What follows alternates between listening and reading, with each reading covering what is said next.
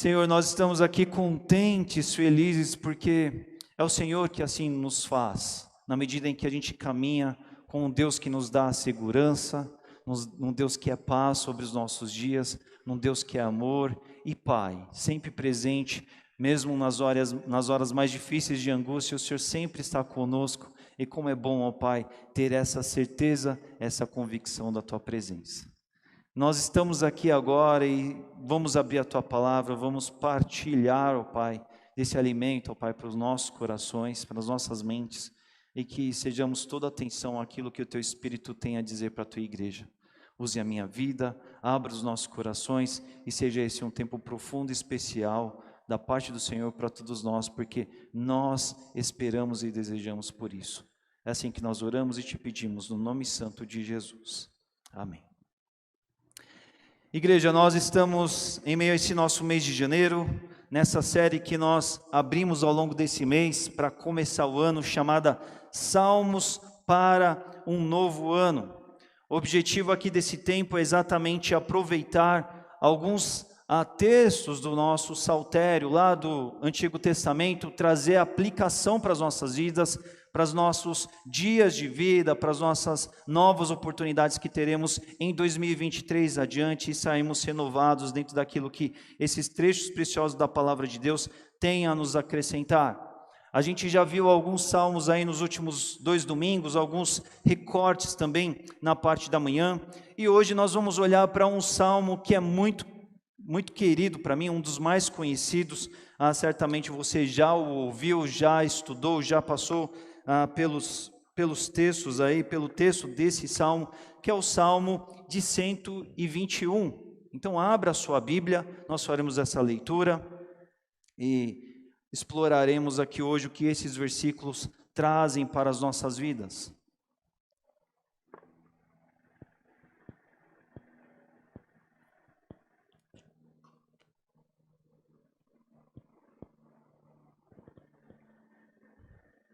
Conhecidíssimo Salmo, Salmo 121, farei uma leitura aqui, corrida, na Nova Almeida atualizada. Título aqui desse Salmo é Deus o nosso protetor, que na NAA diz assim, leio aqui, o salmista dizendo: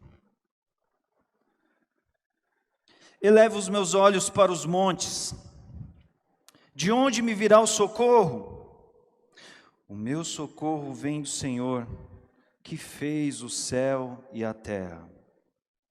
Ele não permitirá que seus pés vacilem, não dormitará aquele que guarda você. É certo que não dormita, nem dorme o guarda de Israel, pois o Senhor é quem guarda você, o Senhor é a sombra à sua direita. De dia não lhe fará mal o sol, e nem de noite a lua, pois o Senhor guardará você de todo o mal, sim, Ele guardará a sua alma. O Senhor guardará a sua saída e a sua entrada, desde agora e para sempre. Amém. Irmãos, esse salmo ele é muito bem conhecido. Não sei quantas vezes você já teve a oportunidade de ler e passar pelas palavras dele, mas ele é mais um daqueles salmos da coleção da Bíblia, do Antigo Testamento, chamado de Salmos de Peregrinação, ou dependendo da sua Bíblia, da sua versão aí, também pode ser chamado de Salmos de Romagem, ou daquele Salmo dos Degraus, essa coleção de salmos que fica do capítulo 120 até o capítulo 134, tal como o Salmo de 127. Na semana passada nós passamos pelo Salmo 127, também compõe essa categoria de salmos, e nós olhamos e já comentamos um pouquinho disso aí. E esse é um aspecto que eu gosto bastante de chamar a atenção, porque ele nos contextualiza muito a respeito dos salmos. O que acontece desses salmos de peregrinação? O povo de Israel, ele habitava por toda a nação territorial de Israel. Cada qual, cada povo, cada tribo, dentro do seu espaço de terra, dentro da sua herança dada pelo Senhor. Mas eles se reuniam 3 vezes ao ano. 3 vezes ao ano eles tinham a oportunidade de viajar até Jerusalém, porque era em Jerusalém que havia o templo. Era em Jerusalém que havia o culto. Esse conceito que nós temos hoje de igreja e até da sinagoga, a gente vai ver surgir somente no Novo Testamento, porque isso é algo que surgiu muito depois ao longo do período interbíblico, chamado período interbíblico. Mas não havia em cada tribo ali uma sinagoga, uma mini igreja para que pudesse haver adoração ali. Mas a adoração ela acontecia em Jerusalém. E aí, 3 vezes ao ano, os israelitas saíam cada qual das suas tribos e se ajuntavam para 3 grandes momentos do ano. Festa de Pentecoste, que era a festa da colheita. Festa da Páscoa, que era celebrada desde o evento do Êxodo. Não é? A tradição judaica trazia isso. E a festa dos tabernáculos também. Então o povo ia, imagine você a grande festa que haveria de ser esses encontros, porque aqui agora nós temos a oportunidade de todos os domingos nós estarmos à igreja, mas eles iam apenas 3 vezes ao ano. E esse momento era um momento muito rico, muito profundo da nação de Israel, porque era um momento de unidade nacional, porque era ali que eles se reconheciam, além das suas tribos, como um povo único, reunidos ali num só lugar. E era ali que havia essa busca, esse entendimento da busca da presença de Deus, porque ali no Antigo Testamento, toda a manifestação, toda a vida sacrificial, os ritos, os atos litúrgicos aconteciam no templo, na cidade de Jerusalém. Então eram grandes momentos que eles partilhavam e participavam juntos. E eu gosto de chamar a atenção disso, porque imagine você a grande festa, eles se uniam, eles iam juntos viajando pelos trajetos, não é? A gente canta aqui hoje, simbolicamente, peregrinando, vou pelos montes. Mas naquele tempo era literal, eles iam viajando a pé, num tempo que não havia carro, não havia carroça, não havia meios de transporte viáveis, eles iam a pé, na sola das suas sandálias, viajando para ir a Jerusalém. E eram momentos muito festivos, então a gente entende que os estudiosos entendem que haviam salmos que faziam parte da viagem. Eram cânticos que eles gostavam de cantar ao longo da sua viagem. Se você já tem um pouco mais tempo de igreja como eu tenho, talvez você já foi para acampamentos, já foi para eventos da igreja em que a gente se unia num ônibus lotado e aí durante a viagem a gente gostava de cantar alguns cânticos, não era?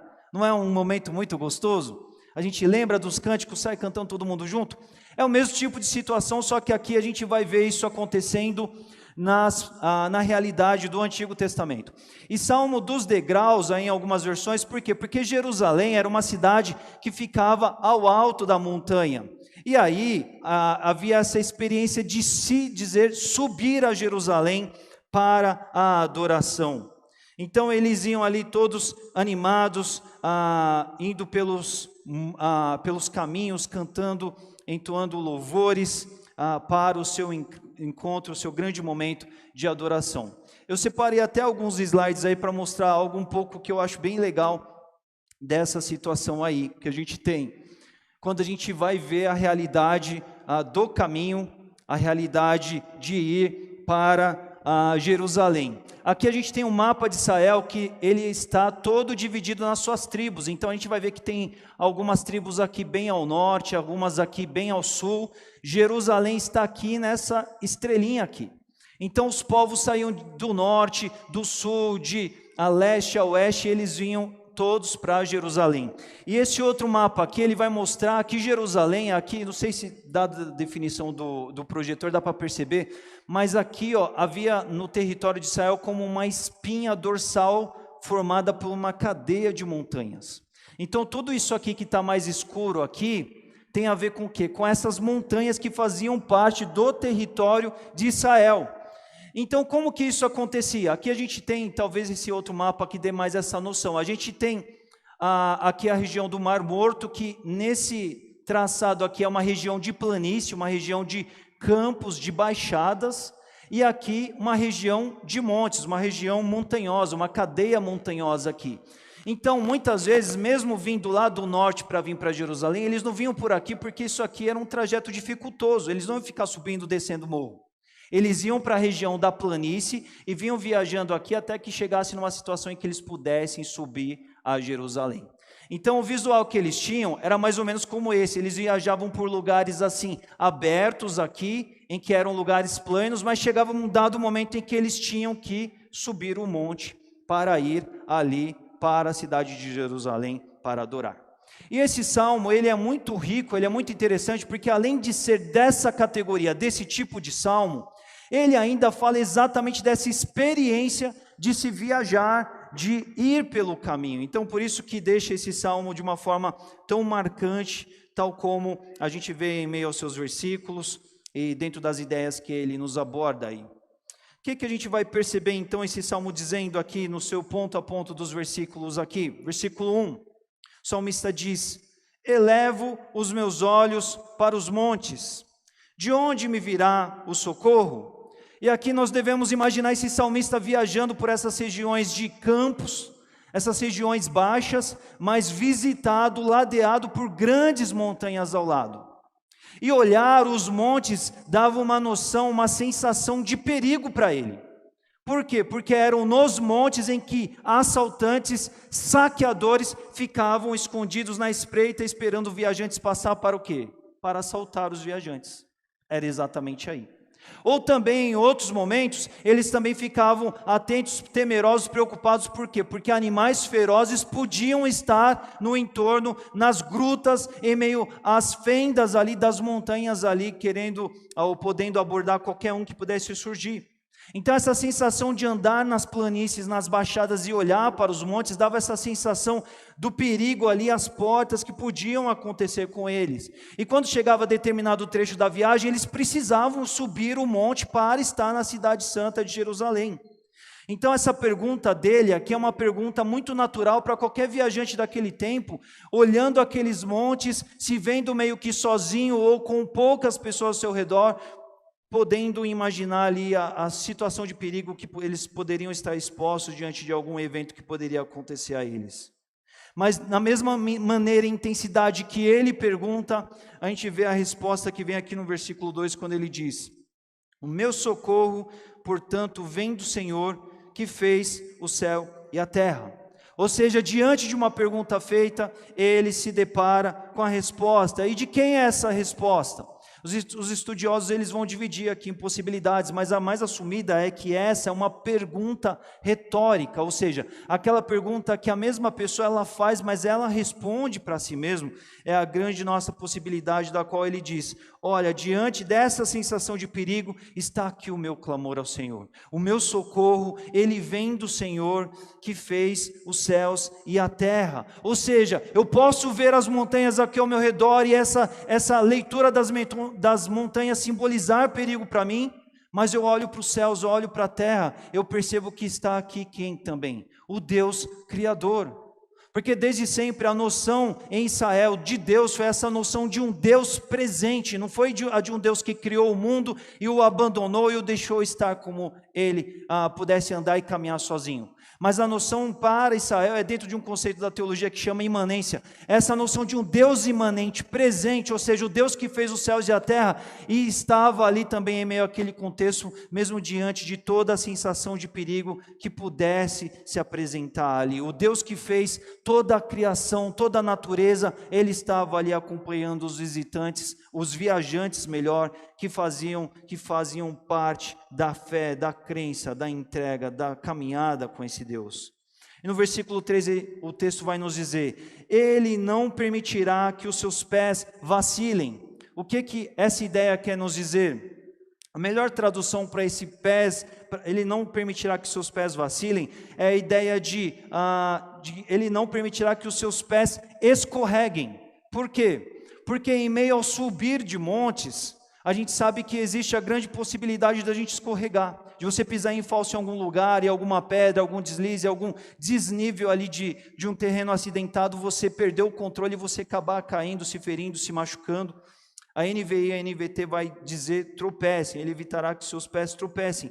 Mas a ideia aqui é exatamente essa do escorregar, nesse sentido de que, mesmo em meio ao subir das montanhas, em meio às caminhadas íngremes, às escaladas necessárias, Deus haveria de fazer o andar desse viajante que acreditasse, que confiasse nele, um andar firme, seguro, garantido. Ou seja, Deus facilitará o caminho, mesmo em meio ao subir dos mais difíceis montes, Ele abençoará para que os seus pés não escorreguem, não vacilem. E o fim do versículo 3, indo para o 4, ele vai dizer, sim, e Ele não dormitará aquele que guarda você. É certo que não dormita e nem dorme o guarda de Israel. E por que o texto traz essa informação aqui para a gente? Nesse tempo antigo aqui, os povos do mundo acreditavam muito no conceito de que Deus também dormia, os seus deuses. Porque muitas vezes eles se voltavam em orar e em clamar ao seu Deus, mas orações não eram respondidas, eles interpretavam como o quê? Eu estou clamando aqui ao meu Deus, mas o meu Deus está cochilando. Deus está dormente, Ele não está atento, Ele não ouviu o meu clamor, foi por isso que Ele não trouxe resposta. Mas o dizer aqui do salmista é certo que o meu Deus é um Deus vivo, verdadeiro, presente, e Ele não dorme, Ele não fecha os seus olhos, mas o guarda de Israel tem os seus olhos atentos, voltados para aqueles que são seus, Ele não cochila. E a ideia que o salmista expressa, essas ideias aqui, é a mesma daquilo que a gente compreende de quando um bebê, uma criança pequena, ela dorme em segurança na sua casa, porque ela sabe que ela possui pais que garantem a sua segurança, que garantem o seu conforto, que garantem o seu bem-estar, a sua proteção. Então o salmista diz, olha, o meu Deus não dorme, o meu Deus é um Deus presente, o meu Deus é um Deus que está aqui, e Ele não permitirá que nada de mal acontecerá comigo, que venha a acontecer comigo, porque Ele não dorme, mas os seus olhos estão sempre diante de mim, cuidando da minha vida. Versículos 5 e 6 vão dizer, o Senhor é a sombra à sua direita, de dia não lhe fará o mal o sol, e nem à noite a lua. Quando a gente vê esse conceito da sombra aqui, o que isso quer dizer? Pense comigo, peregrinar por terras, por dias, até chegar ao seu destino, debaixo do sol, pensar numa nuvem, pensar numa sombra, é tudo o que você mais precisa. E também nós vamos ver que esse conceito de sombra, ele era muito vivo na presença, na memória do israelita. Por quê? Porque o povo de Israel no passado peregrinou 40 anos no deserto. E Deus cuidou desse povo, provendo uma nuvem que os visitava, cobrindo, impedindo que o sol machucasse, que o sol ferisse a sua saúde, o seu caminhar durante mesmo as mais altas temperaturas do dia. Então a ideia da sombra tem a ver com essa de cobertura, de um guarda-chuva do qual assim, eu estou debaixo de proteção, eu estou debaixo de cuidado. E isso também aponta para essa ideia de que durante a luz do dia era o momento em que os assaltantes mais davam os seus ataques, as suas abordagens ao longo do caminho. Então a ideia do salmista é, olha, como uma sombra o Senhor vai sobre nós, Ele vai nos guardar, Ele vai nos abençoar, Ele estará lá conosco, Ele é aquele que nos cobre. É por isso que ele diz, de dia não lhe fará mal o sol, e ele fala também, nem à noite a lua. Por que o texto diz isso? Naquele tempo antigo, havia a crença de que, para os povos antigos, de que estar exposto à luz da lua trazia muitos malefícios.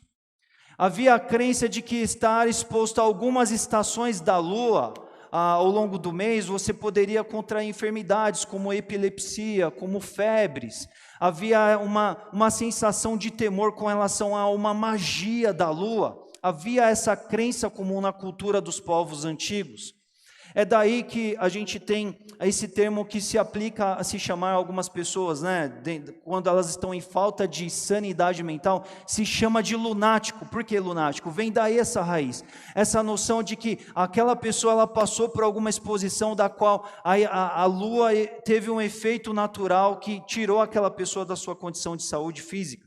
É por isso que o salmista, ao dizer dessa forma, mesmo usando de artifícios da cultura de então, ele vem dizer assim: olha, não importa o momento, seja de dia, seja à noite, o Senhor está comigo, Ele me protegerá de qualquer situação, de qualquer circunstância, Ele estará lá comigo, porque Ele me guarda e Ele me livrará de qualquer situação. E aí no 7 ele vai dizer: o Senhor guardará você de todo mal, Ele guardará a sua alma. Quando diz aqui guardará de todo mal, atribui a essa questão do Senhor, essa figura de Deus como protetor, como guardador. E quando ele diz guardará a sua alma, ele não está falando alma do ponto de vista da vida após a morte aqui, porque aqui no Antigo Testamento, nesse momento, não havia nem o amadurecimento dessa questão para os povos de então. Mas quando ele fala que o Senhor guardará a sua alma, ele está querendo dizer, dentro do original do hebraico, o Senhor guardará a sua vida, a sua existência. A alma aqui nesse contexto tem a ver com fôlego de vida, com a habitação da vida nos corpos. Então é isso que ele está querendo dizer quando ele diz: o Senhor guardará cada passo ao longo desse empreendimento, ao longo dessa viagem. O Senhor guardará, então, versículo 8, a sua saída e a sua entrada, desde agora e para sempre. E aí ele aborda essa questão do Senhor como guardião, como protetor de todo o caminho, desde a partida até o destino. E aqui o entendimento pode ser desde a partida da tribo até a chegada em Jerusalém, como pode ser também desde a partida de Jerusalém entre uma festa, da qual a pessoa foi para a sua tribo, viveu um período e depois está voltando à casa do Senhor novamente para adorar entre os períodos de festas. Então, nós vemos aí essa ideia de o Senhor vai guardar desde a sua saída até a sua entrada, por todo o trajeto, por todo o percurso, Ele estará lá e Ele a abençoará, e desde agora para sempre, ou seja, a confiança incondicional do salmista aqui está entregue à figura do seu Deus, ao qual ele vai para Jerusalém para adorar. E ele entende que o seu Deus não é um Deus que apenas está lá no templo, mas é um Deus que está com ele o tempo todo, inclusive por todo o caminho do qual ele seguirá viajando. Irmãos, esse é um salmo lindo que nós podemos ver dentro da sua mensagem. Ele tem uma realidade que pode ser, sim, muito aplicada também para nós, e não apenas aqui para o público aqui desse tempo, que vivia, que experimentava esse tipo de viagens, uma realidade tão distante da nossa. Esse, sim, era um povo viajante, peregrino, como nós olhamos e observamos aqui, mas nós também, ao longo das nossas vidas, nós temos as nossas viagens, nós temos os nossos percursos, nós temos as nossas partidas e chegadas e os nossos trajetos pelos quais nós percorremos. E nós também, segundo a realidade do Novo Testamento, segundo as palavras do apóstolo Pedro, nós somos chamados de peregrinos na terra, forasteiros, porque estamos aqui por breve momento, até o instante do qual o Senhor nos chamará para a tua presença, quando nós deixaremos essa existência. Então nós podemos olhar para esse salmo e tirar aplicações maravilhosas aqui para nós nessa noite, mesmo tanto tempo atrás. A primeira delas que eu quero destacar aqui é essa constatação de perigo que existe em meio a essa existência. Viver essa vida, viver nesse mundo, implica sim perigos, e quantas são as vezes das quais eu e você, nós estamos em meio aos trajetos, nós estamos em meio aos percursos dos quais estamos trafegando, e temos também essa sensação do perigo iminente, da abordagem de um susto, de um evento, de um episódio que poderá nos ocorrer, e nos leva a questionar sobre essa noção de onde nós poderemos encontrar o nosso socorro. Nesse mundo de tribulações, de aflições, de angústias e de sofrimento, do qual a Bíblia nunca nos deixou não orientados ou não conscientes a respeito disso.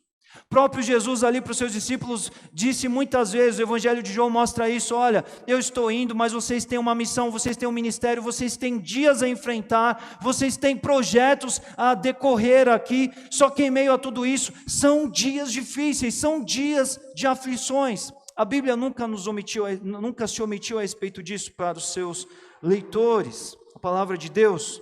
A Bíblia também que nos diz que nós estamos num mundo que jaz no maligno. Primeira carta de João 5,19 vai nos dizer isso, ou seja, um mundo que está totalmente cadenciado, a ladeira abaixo para o mal. E diante disso, quantas são as vezes em que a sensação de exposição ao perigo, à dificuldade, ao problema ou à crise estão sempre tão próximos da gente? Quantas e quantas vezes nós nos vemos perguntando disso também? E agora, o que será de mim? E agora o que vai ser de mim? Onde estará o meu socorro? Onde estará a minha confiança? E aqui nós podemos olhar para esses salmos e trazer uma aplicação direta de espelharmos nesse salmista e trazermos também à nossa memória essa ideia, essa lembrança que nos dá esperança, esse comunicar com a nossa alma, esse falar ao nosso coração, esse se lembrar de nós mesmos, esse diálogo interior de que nós temos um protetor que guarda das nossas vidas, que guarda as nossas vidas. O do Senhor vem o socorro, dele vem a proteção, é Ele quem nos guarda. E ainda que nós possamos estar expostos às mais duras situações do mundo, deste mundo, Ele nos guarda. E nada pode nos tirar debaixo da mão dEle, do amor dEle. Irmãos, nós somos muito mais privilegiados do que esse salmista. Porque esse salmista, tudo que ele tinha era a sua vida experiencial, piedosa, de ir a Jerusalém, de buscar ao Senhor no templo, de saber que dessa confiança, dessa crença de que Deus estava com ele. Mas hoje nós, povo do Novo Testamento, nós temos essa presença constante do Senhor conosco. O Espírito Santo habita dentro de nós, Ele nos comunica a respeito dessa certeza de um Deus presente, e Ele nos faz crer que sim, nós vamos peregrinar por essa vida, pelos muitos dias dela, em meio aos seus embates, lutas e situações, mas um dia a gente ainda estará na presença do Pai, abençoados e guardados de todo o mal, para todo sempre. Nós somos mais muito privilegiados ainda do que sequer esse salmista, porque o texto de Romanos 8, 35 a 39, é o texto do qual Paulo vai lançar essa pergunta, dizer assim, o que é que vai nos separar do amor de Cristo? Paulo que foi muito perseguido, Paulo que foi muito açoitado, Paulo que sofreu duras investidas com relação à sua vida, ele não vivia uma vida de vitimismo, de autocomiseração, de pensar assim, coitadinho de mim, que sofro a duras custas, essas questões, essas aflições do mundo. Mas Paulo, ele é aquele que diz assim, olha, eu trafego sim pelos vales, as dificuldades estão presentes, mas eu tenho um Deus que me guarda e Ele não permitirá que nada me afaste do amor dEle. E ainda que essa vida possa se esvair ou se perder de alguma certa forma nessa existência, eu terei por grande lucro estar na presença dEle. Essa é a consciência que Paulo vai dizer de reconhecer que assim, nada é maior do que esse amor de Deus presente, porque esse é um amor que se manifesta durante essa existência e ele parte para a eternidade de uma forma poderosa. E por mais que sejam os vales, as montanhas, os perigos, a iminência das dificuldades que elas possam surgir, quando nós estamos cientes dessa lembrança para a nossa própria alma, nós podemos encontrar o descanso que nós estamos precisando. Essa consciência destacada de Deus como nosso protetor, como nosso guardador, durante essa jornada da nossa vida por aqui. Diante das questões, situações, eventos, episódios que a gente há de enfrentar, muito mais agora, nós como povo da nova aliança, guardados em Cristo, guardados no amor, e ainda que enfrentemos sim as grandes aflições do mundo, e o pior até possa nos avizinhar ou até chegar para nossas vidas, em Cristo estamos guardados e nele teremos a grande recompensa, a grande celebração da presença para a eternidade, quando nós rompemos com essa existência e todas as suas dificuldades no dado tempo concedido pelo Senhor. Essa consciência do Deus protetor, guardador, não pode se ausentar nas nossas vidas, e nós precisamos ser aqueles que vamos nos ver visitados sim por um interior cadente, totalmente quebrantado, rendido ao Senhor, de nos lembrar de que Deus está conosco, haja o que houver. Ele está presente, Ele está por todo o caminho, Ele está diante de cada sensação e iminência de perigo, Ele não se ausenta, Ele não dorme, Ele não fecha os seus olhos, mas Ele está velando por nós. E essa certeza, essa paz deve brilhar, deve ferver no nosso coração. Um Deus de perto, um Deus que não abandonou o planeta ou acaso a minha vida para algum tipo de canto. mas é algum Deus que está sempre presente e maravilhosamente cuidando da minha vida. Uma outra concepção que nós devemos também nos lembrar em todo momento, é essa noção da soberania e controle de Deus sobre tudo, sobre todas as coisas. Irmãos, eu gosto sempre de lembrar disso, quando nós pensamos sobre essa idealização, esse contexto, essas informações de que temos um Deus que pode todas as coisas, que conhece todas as coisas e que está presente sobre todas as coisas. Isso não é informação teológica para a gente puramente saber, mas isso são informações vitais para nos visitar diante de cada embate das nossas vidas. Essa certeza de que o Deus que está acima de tudo e de todos, Ele vai nos visitar, vai nos dar forças, vai criar o caminho, vai criar o escape, ou vai nos dar forças em meio às provas. Sim, Ele estará lá. Essa consciência de que é o Deus vivo, o Deus presente que está lá para nós. E essa concepção, essa consciência da presença e da manifestação de Deus, da vitória que Ele nos dá, deve estar tanto para lá, para a eternidade, quando a gente haverá de chegar lá, como por aqui agora também. Nós não podemos esquecer, nós não podemos excluir, diluir essa ideia do poder de Deus manifestante que está nos nossos dias também. O Deus que pode realizar, o Deus que pode mover grandes histórias. Mas o seu grande agir em meio ao nosso tempo também se dá pelo meio de um mecanismo do qual Ele muito se agrada, espera e vê em nós, que se chama a fé.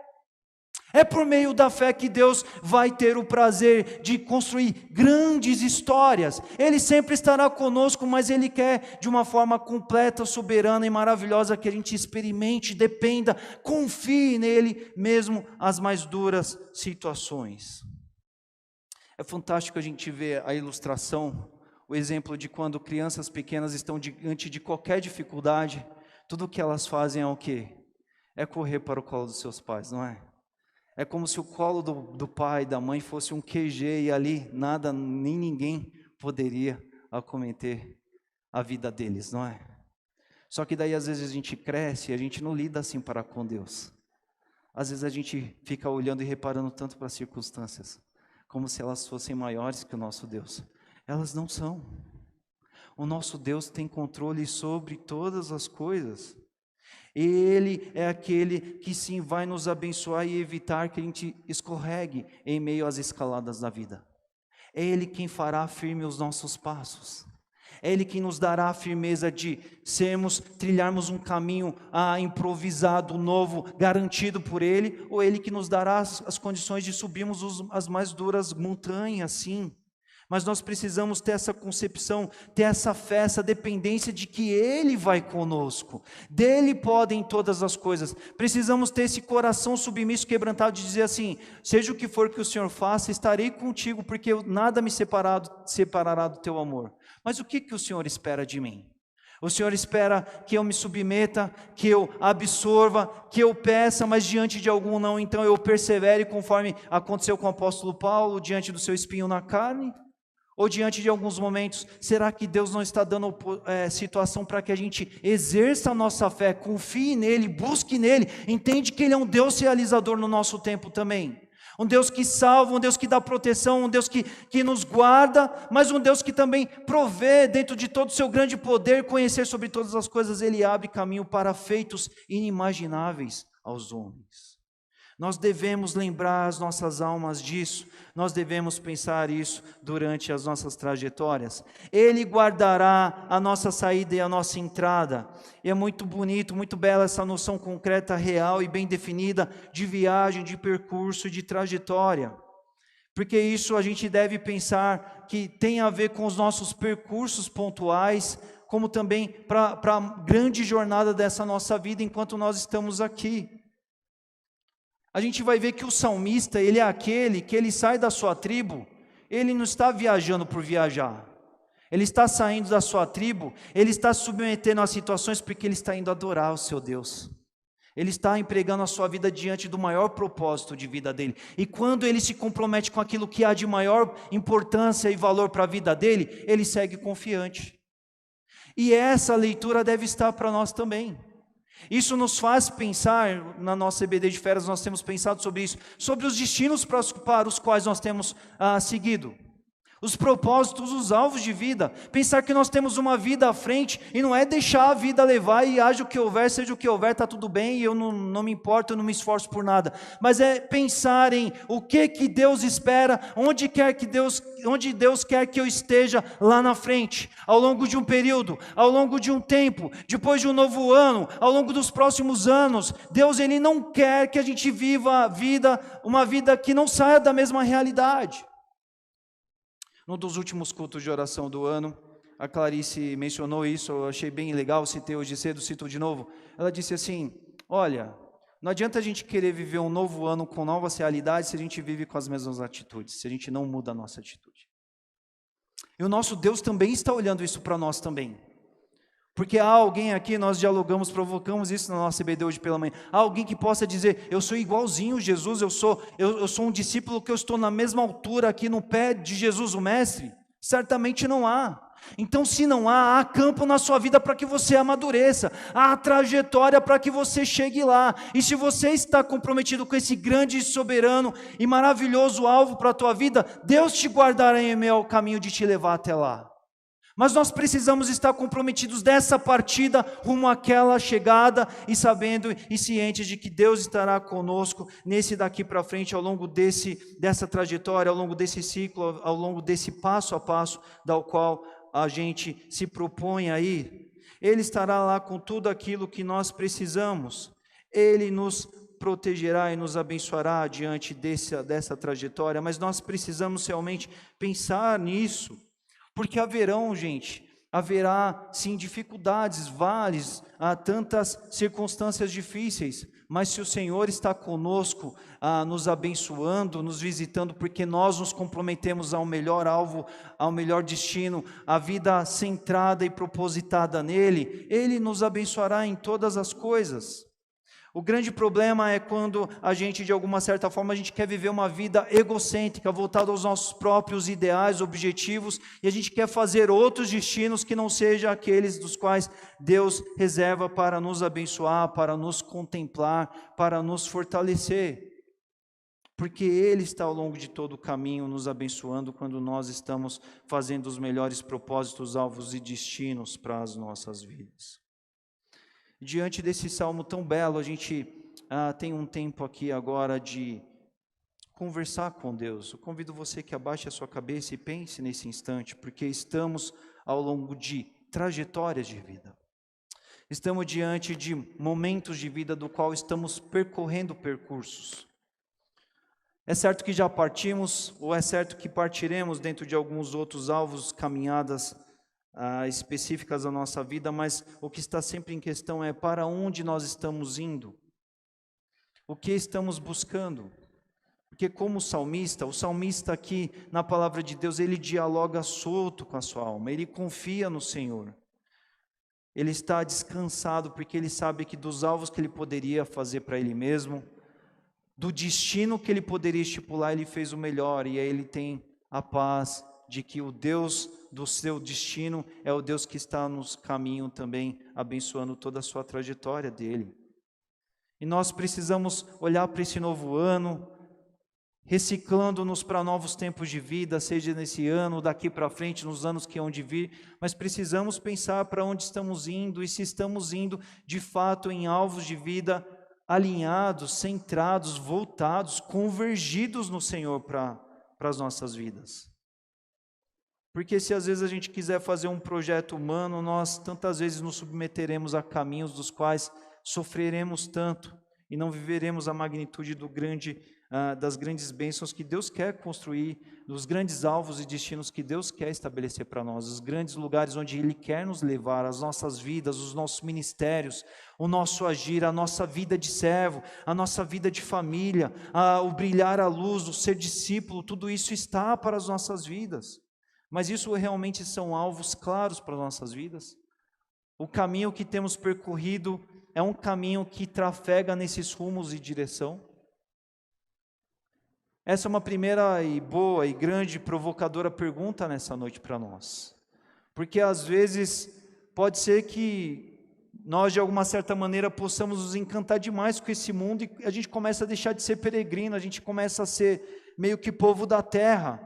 meio que povo dessa existência, meio que a gente só quer habitar aqui, a gente não quer seguir rumo aos alvos de Deus para a nossa vida. Deus está nos chamando para novos lugares, e às vezes a gente está abaixando estaca, está se afixando em lugares que Ele não quer que a gente esteja lá.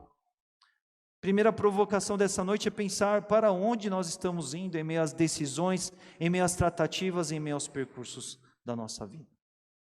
E segundo lugar, segunda provocação é saber que comprometidos com Deus sempre, Ele abençoará a gente sempre tanto, visitando, nos abençoando, nos dando força, sabedoria, cuidando, sendo escape, sendo o Deus da força, o Deus que nos faz poder todas as coisas nele, porque Ele nos fortalece, seja privação, seja necessidade, seja bonança, sejam dias bons, sejam dias de vitórias, de êxito, ou sejam dias de dificuldade, Ele sempre estará conosco. E nada nos poderá nos roubar do amor, da alegria, da presença, da certeza dEle, quando nós estamos rumo à direção certa.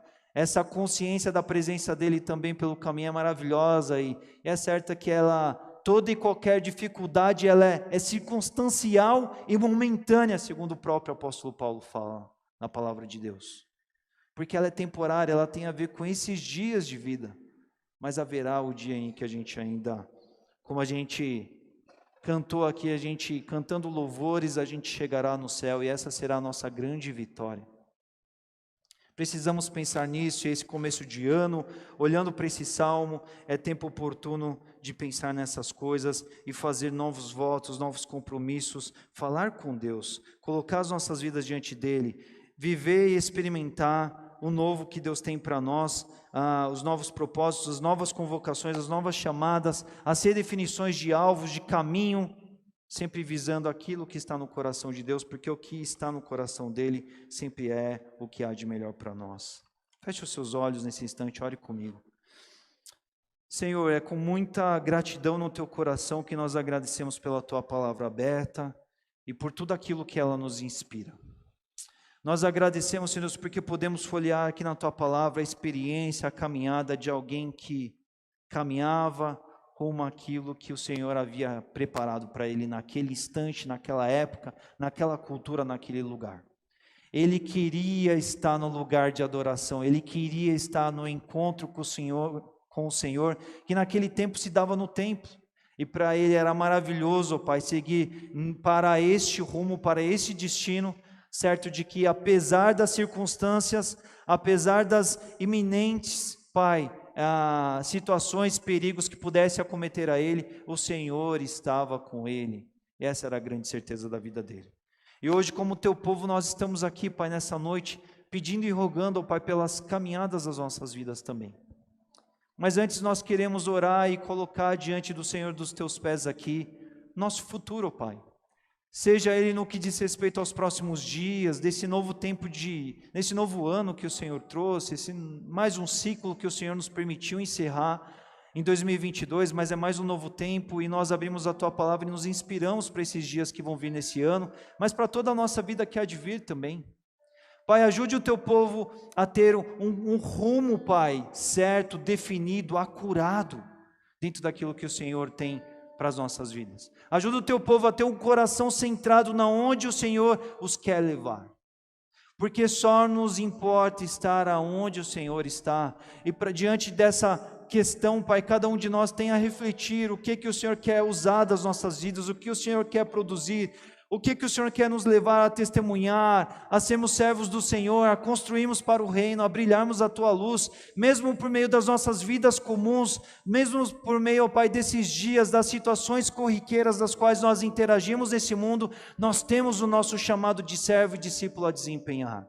E precisamos, Senhor Deus, não estarmos, ó Pai, comprometidos demais com o aqui e agora, ao ponto de baixar a estaca e se achar como o povo daqui do aqui e agora. Mas somos peregrinos, Senhor Deus, e precisamos pensar sobre o lugar para onde nós estamos indo, se temos vivido uma vida, uma conduta, atitudes, palavras, ações, pensamentos, focos, planos, todos, ó Pai, convergidos, ó Pai, naquilo que o Senhor espera para nós. Porque, ó Pai, se há em meio aos nossos caminhos, ó Pai, coisas que estão distantes, ó Pai, queremos, ó Pai, é a nossa oração nessa noite, queremos, ó Pai, ver em meio a essa reflexão, Pai, uma oportunidade de retificar, de se fazer novo, de mudar direções, de mudar propósitos, prioridades, à luz da Tua palavra, Senhor Deus, conforme o que vimos aqui, Senhor Deus.